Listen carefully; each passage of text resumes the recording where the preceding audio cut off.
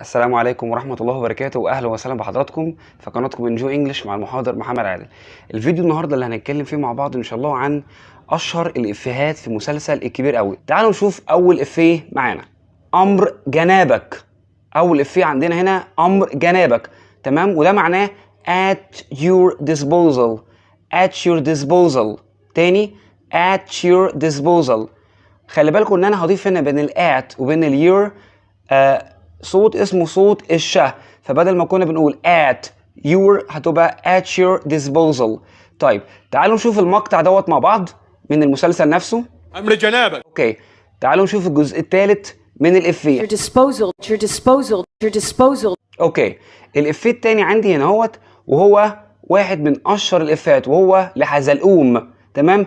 يا صلاة العيد، وده معناه it's gonna be a blast. It's gonna be a blast. It's gonna be a blast.